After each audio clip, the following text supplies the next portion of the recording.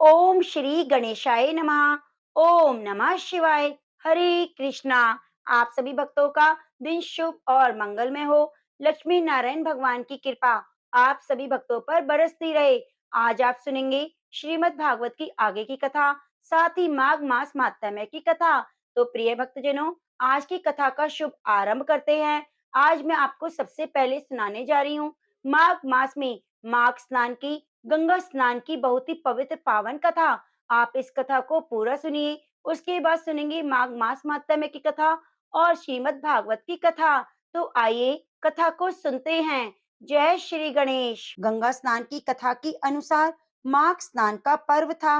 गंगा के घाट पर श्रद्धालुओं की भारी भीड़ थी और उसी दिन भोलेनाथ माता पार्वती को साथ में लेकर पृथ्वी पर भ्रमण के लिए निकले थे। वे अपनी प्रिय नगरी काशी की ओर प्रस्थान किए हुए थे। तभी आकाश से गुजरते समय माता पार्वती की नजर भीड़ की ओर गई। पार्वती जी ने इतनी ज्यादा भीड़ का कारण शिव जी से पूछा। शिव जी ने बताया, हे देवी, आज से माघ मास का स्नान का पर्व आरंभ हो चुका है। इस माघ महीने में स्नान करने वाले लोग स्वर्ग को जाते हैं। उसी लाभ के लिए इतने सारे श्रद्धालुओं की भीड़ जमा हुई है। प्रिय भक्तजनों, पार्वती जी का भीड़ को देखकर कौतुक तो शांत हो गया, लेकिन उनके मन में एक सवाल आया। तब उन्होंने भोलेनाथ से पूछा, हे भगवान, हे भोलेनाथ, गंगा स्नान करने वाले ये सारे लोग स्वर्ग चले गए तो क्या होगा? स्वर्ग में इतना स्थान कहाँ है?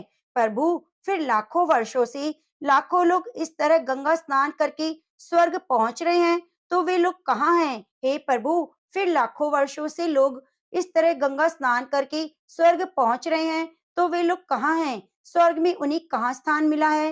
देवी भगवती के इस प्रकार सवाल पूछने पर भोलेनाथ ने कहा, हे देवी, शरीर को गीला करना एक बात है, लेकिन स्वर्ग की प्राप्ति के लिए मन का मैल धोना बहुत ही आवश्यक है। तब माता पार्वती ने पूछा, ये कैसे पता चलेगा कि प्रभु किसने शरीर धोया और किसने मन को पवित्र किया? शिव जी ने बताया, हे पार्वती, यह उनके कर्मों से समझा जाता है। प्रिय भक्त, पार्वती जी की शंका अब भी नहीं मिटी। तब शिव जी ने अपनी प्यारी पत्नी पार्वती जी के मन में चल रहे सारे सवालों के समाधान के लिए उनसे कहा, हे देवी, चलो मैं तुम्हें तुम्हारी सारी बात एक प्रत्यक्ष उदाहरण के माध्यम से समझाने का प्रयत्न करता हूँ, लेकिन इसके लिए हमें एक नाटक करना होगा। तब क्या था, शिवजी तुरंत एक कौड़ी का रूप बदल लेते हैं और रास्ते में लेट जाते हैं और माता पार्वती को कहते हैं, हे देवी, आप एक अत्यंत ही सुंदरी का रूप धारण कर लीजिए। वैसे तो आप अत्यंत सुंदर हैं। अब क्या था, माता पार्वती अपना रूप बदलकर कौड़ी बने शिव जी के साथ गंगा स्नान के लिए जाते समय मार्ग के किनारे बैठ गई। गंगा स्नान करने वाले लोगों की भीड़ उन्हें देखने के लिए रुकती, लेकिन एक अलौकिक सुंदरी के साथ ऐसा क्रूप कौड़ी देखकर सबको हैरानी हो रही थी और सबको आश्चर्य भी हो रहा था। कौतूहल में सभी इस बेमेल जोड़ी के बारे में पूछते, आपस में बातें करते। माता पार्वती शिव जी द्वारा बनाए गए विवरण उन्हें सुनाती रहती। अब देखिए प्रिय भक्तजनों, देवी पार्वती सभी को यह बता रही थी कि ये कौड़ी मेरा पति है। गंगा स्नान की इच्छा से हम यहाँ आए थे। गरीबी के कारण इन्हें कंधे पर रखकर लाई हूँ। बहुत थक जाने के कारण थोड़े विश्राम के लिए हम यहाँ बैठे हैं। रास्ते में आते आते कई लोग देवी पार्वती को देखकर उन्हें अपने पति को छोड़कर अपने साथ चलने की बात कहते हैं। अब उनकी बातें सुनकर माता पार्वती को बहुत क्रोध आया, लेकिन शिव जी ने उन्हें शांत रहने का वचन जो ले लिया था, तो इस कारण माता पार्वती को ना चाहते हुए भी शांत रहना पड़ा। माता पार्वती तो यह सब बातें सुनकर सोच रही थी कि भला ऐसे भी लोग गंगा स्नान के लिए आते हैं, ये स्वर्ग में जाने की कामना रखते हैं। ऐसे लोग जो किसी दूसरी स्त्री पर नजर गड़ाए रखते हैं, तो क्या ये स्वर्ग के अधिकारी हैं? माता पार्वती के चेहरे की निराशा देखने लायक थी। भोलेनाथ और माता पार्वती का यह क्रम शाम तक चलता रहा। तभी एक सज्जन पुरुष वहां पर आए। उन्होंने पूछा, हे देवी, आप यहाँ क्यों बैठी हैं? ये कौन है? इस तरह असहाय पड़े हुए हैं। माता पार्वती ने कहा, यह मेरे पति हैं। हम लोग गंगा स्नान के लिए आए हैं। हम यहाँ पर बैठकर विश्राम कर रहे हैं। विश्राम करने के बाद गंगा स्नान करेंगे। प्रिय भक्तों, इस तरह पार्वती जी ने रटा रटाया विवरण उन्हें सुना डाला। यह सुनकर सज्जन पुरुष की आंखों में आंसू भर आए। उन्होंने सहायता का प्रस्ताव रखा और कौड़ी को कंधे पर लादकर गंगा तट पर पहुंचा दिया। यहाँ तक कि वे लोग गंगा स्नान भी कर लेते हैं।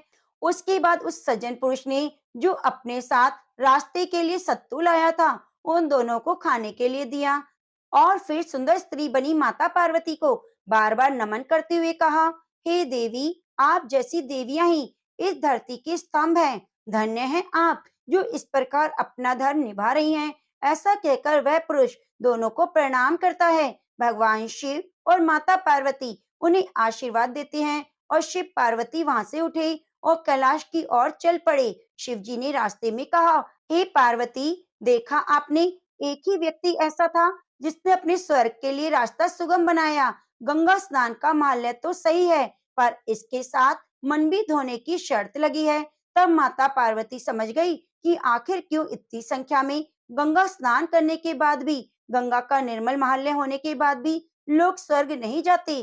क्यों गंगा स्नान के पुण्य फल से वंचित रह जाते हैं? क्योंकि उन्हें विश्वास नहीं होता कि गंगा स्नान करने के बाद उनके पाप धुल जाएंगे। गंगा स्नान करने तो सभी जाते हैं, किंतु शुद्ध मन लेकर बहुत कम लोग जाते हैं। राह चलते किसी स्त्री को देखकर उनके मन में उसके प्रति आकर्षण पैदा होता है तो यह पाप है। किसी असहाय को देखकर उससे किनारा कर लेते हैं तो इससे पाप। मन से लेकर भला गंगा स्नान करने का फल कैसे मिल सकता है? जो लोग धर्म, कर्म, पुण्य और दान करते हुए गंगा में स्नान करते हैं, उनके पाप तो अपने आप ही मिट जाते हैं और स्वर्ग की प्राप्ति होती है। इसलिए गंगा स्नान करने से पूर्व अपने मन को शुद्ध और निर्मल करना अत्यंत आवश्यक है और उसके साथ ही दान पुण्य करना आवश्यक है। तो प्रेम से बोलिए, गौरी शंकर भगवान की जय। अब आइए सुनते हैं माघ मास माहात्म्य में आगे की कथा। अप्सरा कहने लगी, हे राक्षस, वे ब्राह्मण कहने लगा कि इंद्र इस प्रकार अपनी अमरावतीपुरी को गया, सो हे कल्याणी, तुम भी सब देवताओं से सेवा किए जाने वाले प्रयाग में माघ मास में स्नान करने से निष्पाप होकर स्वर्ग में जाओगी। सो मैंने उस ब्राह्मण के यह वचन सुनकर उसके पैरों में पड़कर प्रणाम किया और घर में आकर सब भाई बंधव, नौकर चाकर, धन आदि त्याग कर शरीर को नष्ट होने वाली वस्तु समझकर घर से निकली और माघ में गंगा यमुना के संगम पर जाकर स्नान किया। सो हे निशाचर, 3 दिन के स्नान से मेरे सब पाप नष्ट हो गए। 27 दिन के पुण्य से मैं देवता हो गई और पार्वती जी की सखी होकर सुख से निवास करती हूँ। इसलिए मैं प्रयाग के महात्म्य को याद करके सब देवताओं के सहित माघ में प्रयाग स्नान करती हूँ। सो मैंने अपना यह वृतांत तुमसे कहा। तुम भी इस योनि में पड़ने और कुरूप होने का सब कारण कहो। तुम्हारी दाढ़ी और मूछें बहुत बड़ी हो गई हैं, पार्वती की गुफा में वास करते हो। निशाचर कहने लगा, हे भद्रे, सज्जनों से गुप्त बात कहने में भी कोई हानि नहीं होती। मुझको अब कोई संशय नहीं कि मेरा उद्धार तुमसे ही होगा। सो मैं अपना वृतांत तुमसे कहता हूँ। मैं काशी में वेदों का ज्ञाता था और बड़े उच्च कुल के ब्राह्मण के घर में जन्म लिया था। मैंने राजा, पापी, शूद्र और वैश्यों से अनेक प्रकार के दान लिए। मैंने दान लेने में चांडाल को भी नहीं छोड़ा। उस जन्म में मैंने कोई भी धर्म नहीं किया, वहीं पर मृत्यु को प्राप्त हो गया। तीर्थ स्थान पर मरने के कारण नरक में नहीं गया। ये 2 बार गिद्ध योनि में, 3 बार व्याघ्र योनि में, 2 बार सर्प योनि में, 1 बार उल्लू की योनि में और 10वीं बार राक्षस हुआ। सैकड़ों वर्षों से इसी योनि में हूँ। इस स्थान को 3 योजन तक मैंने जंतुहीन कर दिया है। बिना अपराध के बहुत से प्राणियों को मैंने नष्ट किया है। इस कारण मेरा मन अत्यंत दुखी है। तुम्हारे दर्शन से चित्त में कुछ शांति अवश्य आई है, क्योंकि सज्जनों का संग तुरंत ही सुखदायी होता है। मैंने अपने दुख के कारण आपसे कहे और सज्जन लोग सदैव दूसरे के दुखों से दुखी होते हैं। अब यह बताओ कि इस दुख रूपी समुद्र को कैसे पार पा सकता हूँ? क्या क्षीर सागर हंस को ही दूध देता है, बगले को नहीं देता? दत्तात्रेय जी कहने लगे। इस प्रकार उसके वचन सुनकर कंचन मालिनी कहने लगी, हे राक्षस, मैं अवश्य तुम्हारा कल्याण करूंगी। मैंने दृढ़ प्रतिज्ञा की है कि तुम्हारी मुक्ति के लिए प्रयत्न करूंगी। मैंने बहुत बार प्रयाग में स्नान किया है। वेद जानने वाले ऋषियों ने दुखी को दान देने की प्रशंसा की है। समुद्र में जल बरसने से क्या लाभ? प्रयाग में स्नान करने का एक बार फल मैं तुम्हें देती हूँ, उसी से तुमको स्वर्ग की प्राप्ति होगी। उसके फल का अनुभव मैं कर चुकी हूँ। तब उस अप्सरा ने अपने गीले वस्त्र का जल निचोड़कर जल को हाथ में लेकर माघ स्नान के फल को उस राक्षस को अर्पण कर दिया और उसी समय पुण्य प्राप्त कर राक्षसी शरीर को छोड़कर तेज में सूर्य के सदृश देवता रूप हो गया। आकाश में विमान पर चढ़कर अपनी कांति से चारों दिशाओं को प्रकाशित करता हुआ शोभायमान हुआ और कहने लगा, ईश्वर ही जानता है तुमने कितना उपकार मुझ पर किया। अब भी कृपा कर कुछ शिक्षा दो जिससे मैं कभी पाप न करूं। अब मैं तुम्हारी आज्ञा पाकर स्वर्ग में जाऊंगा। तब कंचन मालिनी ने कहा कि सदैव धर्म की सेवा करो, काम रूपी शत्रु को जीतो, दूसरों के गुण और दोषों का वर्णन मत करो, शिव और वासुदेव का पूजन करो, इस देह को मोह मत करो, पत्नी पुत्र धन आदि की ममता त्यागो, सत्य बोलो, वैराग्य भाव धारण कर योगी बनो। मैंने तुमसे ये धर्म के लक्षण कहे। अब तुम देवता रूप होकर शीघ्र ही स्वर्ग को जाओ। दत्तात्रेय जी कहने लगे, इस प्रकार गंधर्वों से शोभित वह राक्षस कांचन मालिनी को नमस्कार करके स्वर्ग को गया। देव कन्याओं ने वहां आकर कांचन मालिनी पर पुष्पों की वर्षा की और प्रेम पूर्वक कहा, हे भद्रे, तुमने इस राक्षस का उद्धार किया। इस दुष्ट के डर से कोई भी इस वन में प्रवेश नहीं करता था। अब हम निडर होकर विचरेंगे। इस प्रकार कंचन मालिनी उस राक्षस का उद्धार करके प्रेम पूर्वक देव कन्याओं से क्रीड़ा करते हुए शिवलोक को गई। तो प्रेम से बोलिए, माघ स्नान की जय। ओम नमो नारायण। अब आइए सुनते हैं श्रीमद् भागवत की आगे की कथा। प्रिय भक्तजनों, उद्धव जी बोले, हे विदुर जी, एक बार द्वारकापुरी में खेलते हुए यदुवंशी और भोजवंशी बालकों ने खेली खेल में कुछ मुनीश्वर को चिढ़ा दिया। तब यादव कुल का नाश ही भगवान को अभिष्ट है, यह समझकर उन ऋषियों ने बालकों को शाप दे दिया। इसके कुछ महीने बाद ही भाभीवश भोज और अंधक वंशी यादव बड़े हर्ष से रथों पर चढ़कर प्रभास क्षेत्र को गए। वहां स्नान करके उन्होंने तीर्थ के जल से पितृ देवता और ऋषियों का तर्पण किया और ब्राह्मणों को श्रेष्ठ सोना चांदी शैया वस्त्र मृग चर्म कंबल पालकी रथ हाथी कन्याएं और ऐसी भूमि जिससे जीविका चल सके अनेक प्रकार के सरस अन्न भी भगवत दर्पण करके ब्राह्मणों को दिए। इसके बाद गो और ब्राह्मणों के लिए प्राण धारण करने वाले उन वीरों ने पृथ्वी पर सिर टेक कर उन्हें प्रणाम किया।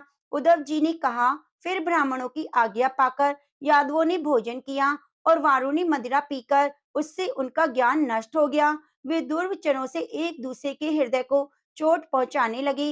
हे विदुर जी, मदिरा के नशे से उनकी बुद्धि बिगड़ गई। जैसे आपस की रगड़ से बांसों में आग लग जाती है, उसी प्रकार सूर्य अस्त होते होते उनमें मार काट होने लगी। भगवान अपनी माया की उस विचित्र गति को देखकर सरस्वती के जल से आचमन करके एक वृक्ष के नीचे बैठ गए। इससे पहले ही शरणागत का दुख दूर करने वाले भगवान श्री कृष्ण ने अपने कुल का संहार करने की इच्छा होने पर मुझसे कह दिया था कि तुम बद्री का आश्रम चले जाओ। हे विदुर जी, इससे यद्यपि मैं उनका आश्रय समझ गया था, तो भी स्वामी के चरणों का वियोग ना सह सकने के कारण मैं उनके पीछे पीछे प्रभास क्षेत्र में पहुंच गया। वहां मैंने देखा जो सबके आश्रय हैं, लेकिन जिनका कोई आश्रय नहीं, वे प्रियतम प्रभु शोभा धाम श्याम सुंदर सरस्वती के तट पर अकेले ही बैठे हैं। दिव्य विशुद्ध सत्वमय अत्यंत सुंदर श्याम शरीर है, शांति से भरी हुई रत्न नारी आंखें हैं, उनकी चार भुजाएं हैं। रेशमी पीताम्बर देखकर मैंने उनको दूर से ही पहचान लिया। वे एक पीपल के छोटे से वृक्ष का सहारा लिए हुए दाई जांग पर दाया चरण कमल रखे बैठे थे। भोजन पान का त्याग कर देने पर भी वे आनंद से प्रफुल्लित हो रहे थे। इसी समय व्यास जी के प्रिय मित्र परम भागवत सिद्ध मैत्रेय जी लोकों के स्वच्छंद विचरते हुए वहां पहुंचे। मैत्रेय मुनि भगवान के अनुरागी भक्त हैं। आनंद और भक्ति भाव से उनकी गर्दन झुक रही थी। उनके सामने श्री हरि ने प्रेम और मुस्कान युक्त चितवन से मुझे आनंदित करते हुए कहा। श्री भगवान कहने लगे, मैं तुम्हारी आंतरिक अभिलाषा जानता हूँ, इसलिए मैं तुम्हें वह साधन देता हूँ जो दूसरों के लिए अत्यंत दुर्लभ है। हे उद्धव जी, तुम पूर्व जन्म में वसु थे। विश्व की रचना करने वाले प्रजापतियों और यज्ञ में मुझे पाने की इच्छा से तुमने मेरी आराधना की। साधु भाव है। हे उद्धव जी, संसार में तुम्हारा ये अंतिम जन्म है, क्योंकि इसमें तुमने मेरा अनुग्रह प्राप्त कर लिया है। अब मैं मृत्यु लोक को छोड़कर अपने धाम में जाना चाहता हूँ। इस समय यहाँ एकांत में तुमने अपनी अनन्य भक्ति के कारण ही मेरा दर्शन पाया है। यह तो बड़े सौभाग्य की बात है। पूर्व काल में अर्थात पद्म कल्प के आरंभ में मैंने अपने नाभि कमल पर बैठे हुए ब्रह्मा जी को अपनी महिमा के प्रकट करने वाले जिस श्रेष्ठ ज्ञान का उपदेश किया था, जिसे विवेकी लोग भागवत कहते हैं, वही मैं तुम्हें देता हूँ। हे विदुर जी, मुझ पर तो प्रतिक्षण उन परम पुरुष की कृपा बरसती है। इस समय उनके इस प्रकार आदर पूर्वक कहने से स्नेह बस मुझे रोमांच हो आया। मेरी वाणी गदगद हो गई और नेत्रों से आंसुओं की धारा बहने लगी। उस समय मैंने हाथ जोड़कर उनसे कहा, हे स्वामी, आपके चरण कमलों की सेवा करने वाले पुरुषों को इस संसार में अर्थ, धर्म, काम, मोक्ष इन चारों में से कोई भी पदार्थ दुर्लभ नहीं। तथापि मुझे उनमें से किसी की इच्छा नहीं। मैं तो केवल आपके चरण कमलों की सेवा के लिए ललायत रहता हूँ। हे प्रभु, आप निष्प्रह होकर भी कर्म करते हैं, अजन्मा होकर भी जन्म लेते हैं, काल रूप होकर भी शत्रु के डर से भागते हैं और द्वारका के किले में जाकर छिप जाते हैं। सुरात्मा राम होकर भी 16,000 स्त्रियों के साथ रमण करते हैं। इन विचित्र चरित्रों को देखकर विद्वानों की बुद्धि भी चक्कर में पड़ जाती है। देव, आपका स्वरूप ज्ञान सर्वथा आबाद और अखंड है, फिर भी आप सलाह लेने के लिए मुझे बुलाकर जो भोले मनुष्यों की तरह बड़ी सावधानी से मेरी सम्मति पूछा करते थे, हे प्रभु, आपकी वह लीला मेरे मन को मोहित कर देती है। हे स्वामी, अपने स्वरूप का गुण रहस्य प्रकट करने वाला जो श्रेष्ठ और समग्र ज्ञान आपने ब्रह्मा जी को बतलाया, यदि वह मेरे समझने योग्य हो तो कृपया मुझे भी सुनाइए, जिससे मैं इस संसार दुख को सुगमता से पार कर जाऊं। जब मैंने इस प्रकार अपने हृदय का भाव निवेदित किया, तब परम पुरुष कमल नयन भगवान श्री कृष्ण ने मुझे अपने स्वरूप की परम स्थिति का उपदेश दिया। इस प्रकार पूज्य पाद गुरु श्री कृष्ण से आत्म तत्व की उपलब्धि का साधन सुनकर और उन प्रभु के चरणों की वंदना और परिक्रमा करके मैं यहाँ आया हूँ। इस समय उनकी विरह से मेरा चित्त अत्यंत व्याकुल हो रहा है। हे विदुर जी, पहले तो उनके दर्शन पाकर मुझे बड़ा आनंद हुआ था, किंतु अब तो मेरे हृदय को उनकी विरह व्यथा अत्यंत पीड़ित कर रही है। अब मैं उनके प्रिय क्षेत्र बद्रिका आश्रम को जा रहा हूँ, जहाँ भगवान नारायण देव और नर ये दोनों ऋषि लोगों पर अनुग्रह करने के लिए दीर्घकालीन सौम्य दूसरों को सुख पहुंचाने वाली एक कठिन तपस्या कर रहे हैं। श्री सुखदेव जी आगे कहते हैं, इस प्रकार उद्धव जी के मुख से अपने प्रिय बंधुओं के विनाश का असह समाचार सुनकर परम ज्ञानी विदुर जी को जो शोक उत्पन्न हुआ, उसे उन्होंने ज्ञान द्वारा शांत कर दिया। जब भगवान श्री कृष्ण के परिपक्व महाभागवत उद्धव जी बद्रिका आश्रम की ओर जाने लगे, तब कुरुक्षेत्र विदुर जी ने श्रद्धा पूर्वक उनसे पूछा। विदुर जी ने कहा, हे उद्धव जी, योगेश्वर भगवान श्री कृष्ण ने अपने स्वरूप को गुण रहस्य को प्रकट करने वाला जो परम ज्ञान आपसे कहा, वह हमें भी सुनाइए, क्योंकि भगवान के सेवक तो अपने सेवकों का कार्य सिद्ध करने के लिए ही विचलते रहते हैं। फिर उद्धव जी ने कहा, उस तत्व ज्ञान के लिए आपको मुनिवर मैत्रेय की सेवा करनी चाहिए। इस मृत्यु लोक को छोड़ते समय मेरे सामने स्वयं भगवान ने ही आपको उपदेश करने के लिए उन्हें आज्ञा दी थी। श्री सुखदेव जी कहते हैं, इस प्रकार विदुर जी के साथ विश्व मूर्ति भगवान श्री कृष्ण के गुणों की चर्चा होने से उस कथन अमृत के द्वारा उद्धव जी का वियोग जनित महान ताप शांत हो गया। यमुना जी के तीर पर उनकी वह रात्रि एक क्षण के समान बीत गई।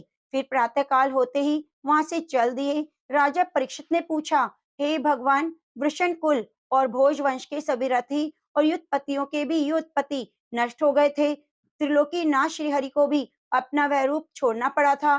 फिर उन सबके मुखिया उद्धव जी कैसे बचे रहे? सुखदेव जी ने कहा, जिनकी इच्छा कभी व्यर्थ नहीं होती, उन श्री हरि ने ब्राह्मणों के शाप रूप काल के बहाने अपने कुल का संहार कर अपने श्री विग्रह का त्याग समय विचार किया कि अब इस लोक से मेरे चले जाने का मैं आ गया है। उद्धव जी ही मेरे ज्ञान को ग्रहण करने के सर्वोच्च अधिकारी हैं। उद्धव जी मुझसे अणु मात्र भी कम नहीं, क्योंकि वे आत्मजय हैं, विषयों से कभी विचलित नहीं होते। इसलिए लोगों को मेरे ज्ञान की शिक्षा देते हुए वे यहीं रहें और वेदों के मूल कारण जगत गुरु श्री कृष्ण के इस प्रकार आज्ञा देने पर उद्धव जी बद्रिका आश्रम में जाकर समाधि योग के द्वारा श्री हरि की आराधना करने लगे। गुरु श्रेष्ठ परीक्षित, परमात्मा श्री कृष्ण ने लीला से ही अपना श्री विग्रह प्रकट किया था और लीला से ही उसे अंतर्ध्यान भी कर दिया। उनका वह अंतर्ध्यान होना भी धीर पुरुषों का उत्साह बढ़ाने वाला और दूसरे पशु तुल्य अधीर पुरुषों के लिए अत्यंत दुष्कर था।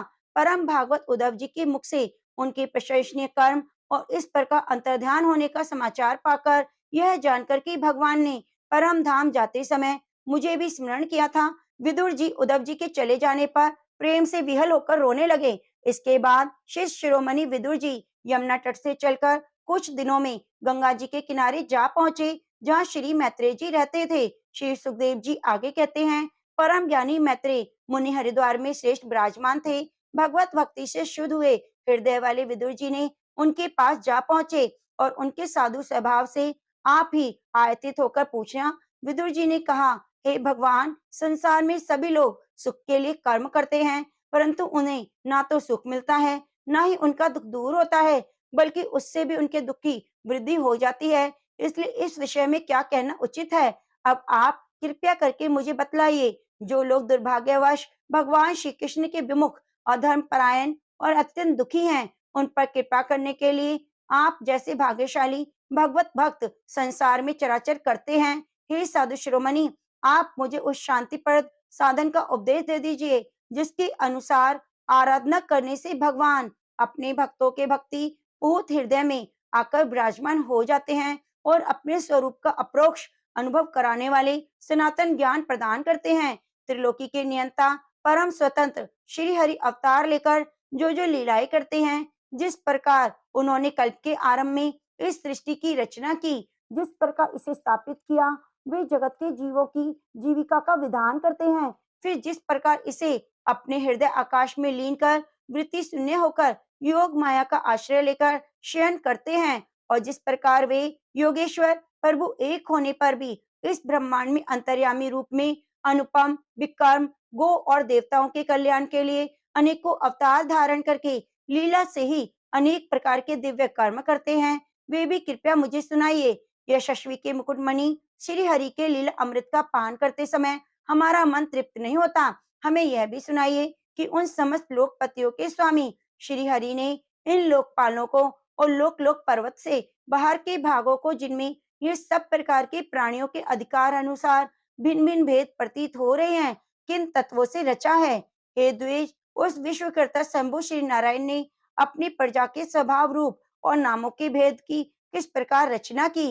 हे भगवान, मैंने श्री व्यास जी के मुख से ऊंच नीच वर्णों के धर्म तो कई बार सुने हैं, किंतु अब श्री कृष्ण कथा अमृत के प्रभाव को छोड़कर अन्य सुलभ सुखदायक धर्मों से मेरा चित्त ऊब गया है। उन तीर्थ पाद श्री हरि के गुणों से तृप्त कौन हो सकता है? उनका तो नारद महात्मा गण भी आप जैसे साधुओं के समाज में कीर्तन करते हैं, और जब मनुष्यों के कान रंध में प्रवेश करते हैं, तो उनकी संसार चक्र में डालने वाली ग्रह गृहस्थी आसक्ति को काट डालते हैं। हे भगवान, आपके सखा मुनिवर कृष्ण ने, द्वैपायन ने भी भगवान के गुणों का वर्णन करने की इच्छा से ही महाभारत रची। उसमें भी विशेष सुखों का उल्लेख करते हुए मनुष्यों की बुद्धि को भगवान की कथाओं की ओर लगाने का ही प्रयत्न किया गया है। ये भागवत कथा ही रुचि श्रद्धालु पुरुष के हृदय में जब बढ़ने लगती है, तब अन्य विषयों से उसे विरक्त कर देती है।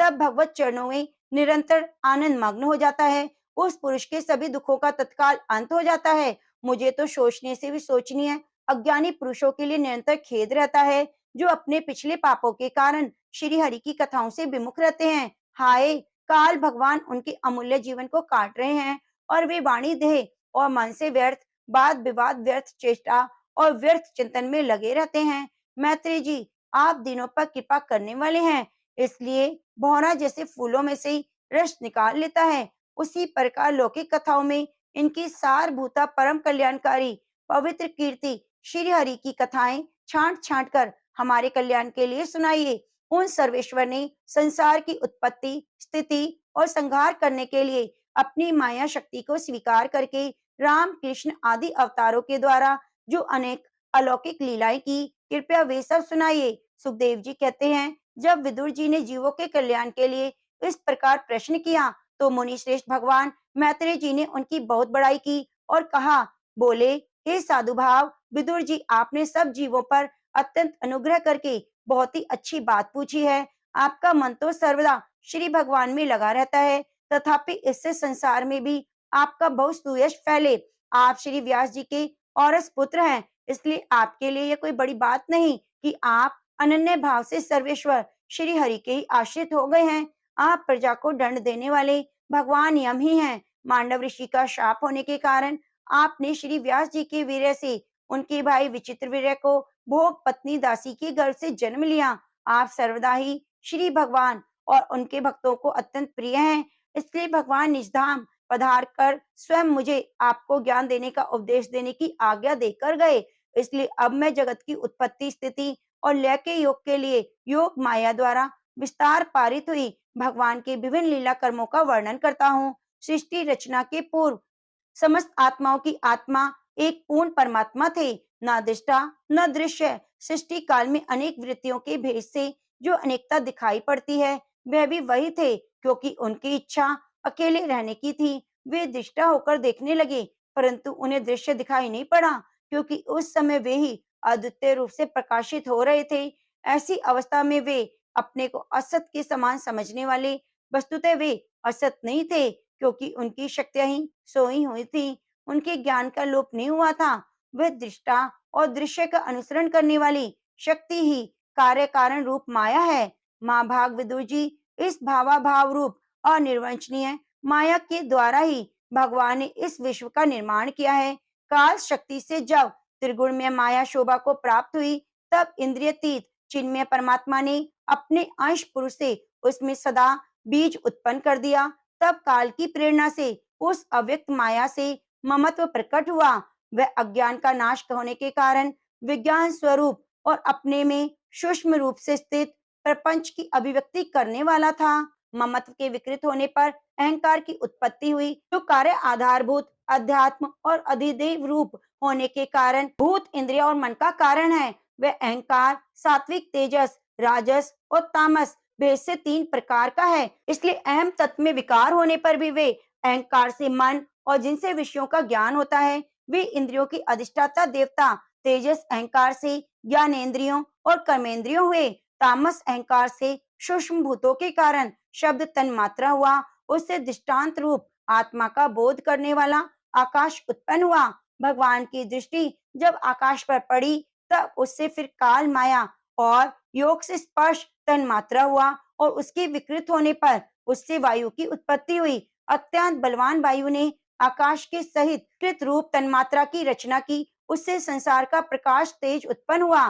फिर परमात्मा की दृष्टि पड़ने पर वायु युक्त तेज ने काल माया और चिंतक के योग से विकृत होकर रस तन मात्रा के कार्य जल को उत्पन्न किया। उसके बाद तेज से युक्त जल ने ब्रह्म का दृष्टिपात होने पर काल माया और योग से गंध गुण में पृथ्वी को उत्पन्न किया। विदुर जी, इस आकाश आदि भूतों में जो भूत पीछे पीछे उत्पन्न हुए, उनमें क्रमशः अपने पूर्व पूर्व भूतों के गुण भी समझने चाहिए। ये अभिमानी विकार विक्षेप और चेतना विशिष्ट देवगण श्री भगवान की अंश हैं, किंतु पृथक पृथक रहने के कारण जब वे विश्व रचना रूप अपने कार्य में सफल नहीं हुए, तब हाथ जोड़कर भगवान से कहने लगे। देवताओं ने कहा, हे देव, हम आपके चरण कमलों की वंदना करते हैं। ये अपनी शरण में आए हुए जीवों का ताप दूर करने के लिए छत्र के समान है। इनका आश्रय लेने से यति जन अनंत संसार दुख को सुगमता से दूर फेंक देते हैं। जगत कर्ता, हे जगदीश्वर, इस संसार में ताप से व्याकुल रहने के कारण जीवों को जो जरा भी शांति नहीं मिलती। इसलिए हे भगवान, हम आपके चरणों की ज्ञान माया का आश्रय लेते हैं। मुनि जन एकांत में रहकर आपके मुख कमल का आश्रय लेने वाले वेद मंत्र रूपी पक्षियों के द्वारा जिनका अनुसंधान करते रहते हैं, और जो संपूर्ण पाप नाशनी नदियों में श्रेष्ठ श्री गंगा जी की उद्गम स्थान है, आपके उन परम पावन पाद पद्म का हम आश्रय लेते हैं। हम आपके चरण कमलों की उस चौकी का आश्रय ग्रहण करते हैं, जिन्हें भक्तजन श्रद्धा और श्रवण कीर्तन आदि रूप भक्ति से परिमार्जित अंतःकरण में धारण करके वैराग्य पुष्ट ज्ञान के द्वारा परम धीर हो जाते हैं। आप संसार की उत्पत्ति, स्थिति, संहार के लिए अवतार लेते हैं।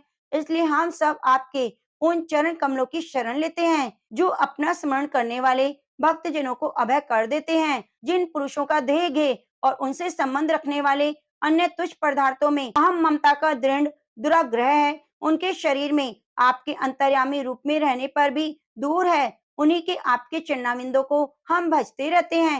हे परम यशस्वी परमेश्वर, इंद्रियों के विषय भूख होने के कारण जिनका मन सर्वदा ही बाहर भटकता रहता है, वे लोग आपके विलासपूर्ण पाद विन्यास की शोभा के विशेषज्ञ भक्तजनों का दर्शन नहीं कर पाते, इसी से आपके चरणों से दूर रहते हैं।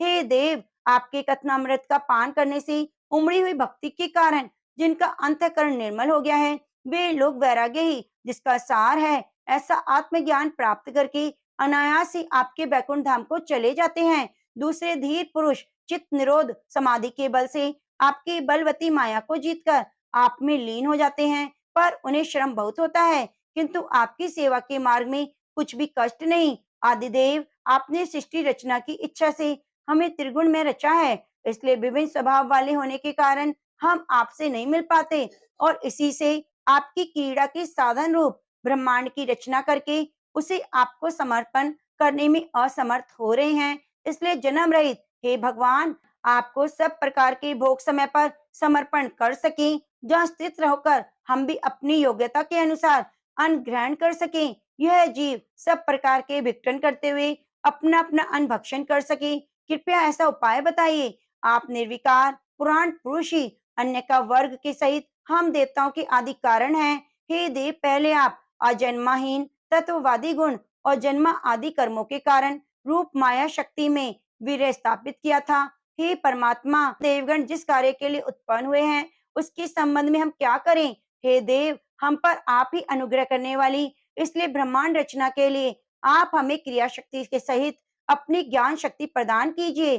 प्रिय भक्तों, मैत्रेय ऋषि ने कहा, सर्वशक्तिमान भगवान ने जब देखा आपस में संगठित न होने के कारण मेरी ये महत्वादी शक्तियां विश्व रचना के कार्य में असमर्थ हो रही हैं, तब वे काल शक्ति को स्वीकार करके एक साथ ही तत्व, अहंकार, पंचभूत, पंच तन्मात्रा, मन सहित 11 इंद्रियां, इन 23 तत्वों के समुदाय में प्रविष्ट हो गए हैं। उनमें प्रविष्ट होकर उन्होंने जीवों के सोए हुए उन दो तत्वों के समूह में भगवान की प्रेरणा से अपने अंशों द्वारा आदि पुरुष विराट को उत्पन्न किया, अर्थात भगवान ने अंश रूप से अपने उस शरीर में प्रवेश किया। तब विश्व रचना करने वाले महातत्ववादी का समुदाय एक दूसरे से मिलकर परिणाम को प्राप्त हुआ।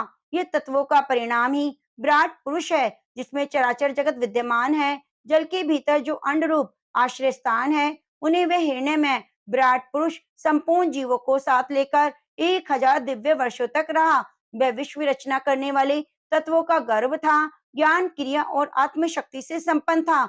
इन शक्तियों से उसने स्वयं अपने क्रमशः एक हृदय रूप, 10 प्राण और 3 आध्यात्मिक, आदि दैविक और अधि भौतिक विभाग किए।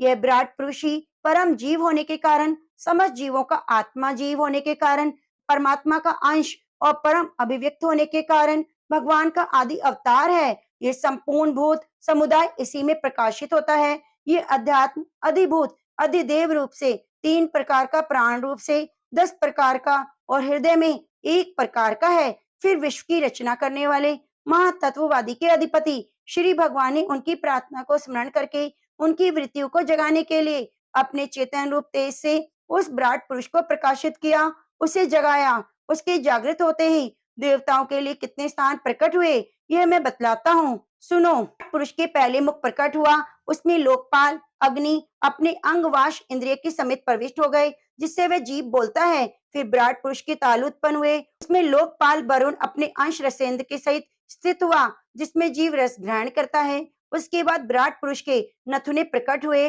अश्विन कुमार अपने अंश ग्रहण इंद्रिय के सहित प्रविष्ट हुए, जिससे जीव गंध ग्रहण करता है। इसी प्रकार जब उस विराट देह में आंखें प्रकट हुई, तब अपने अंश नेत्र इंद्रिय के सहित लोकपति सूर्य ने प्रवेश किया, जिस नेत्रेंद्रिय से पुरुष को विविध रूपों का ज्ञान होता है। फिर उस विराट विग्रह में त्वचा उत्पन्न हुई, उसमें अपने अंश के सहित वायु स्थित हुई, जिस इंद्रिय से जीव स्पर्श का अनुभव करता है। जब इसके कान छिद्र प्रकट हुए, तब उसमें अपने अंश श्रवण इंद्रिय के सहित दिशाओं ने प्रवेश किया, जिस श्रवण इंद्रिय से जीव को शब्द का ज्ञान होता है। फिर विराट शरीर में चर्म उत्पन्न हुआ, उसमें अपने अंश रोमों के सहित औषधियां स्थित हुई, जिन रोमों से जीव खुजली आदि का अनुभव करता है। अब उसके लिंग उत्पन्न हुआ, अपने इस आश्रय में प्रजापति ने अपने अंश वीर्य के सहित प्रवेश किया, जिससे जीव आनंद का अनुभव करता है।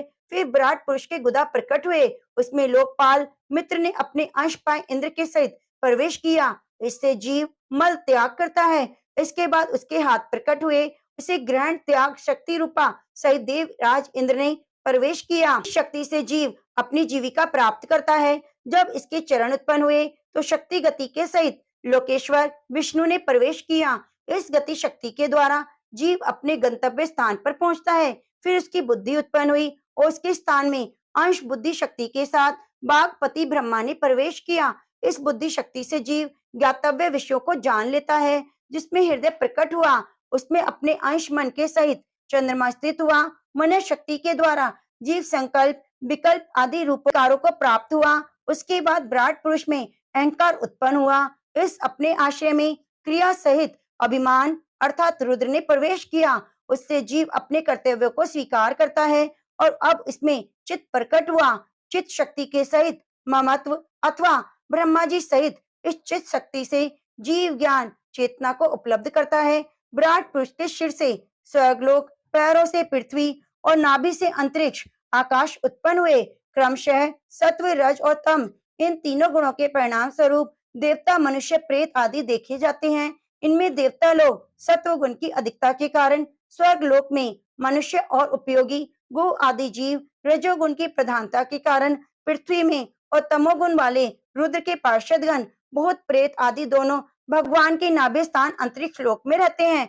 विदुर जी वेद और ब्राह्मण भगवान के मुख से प्रकट हुए।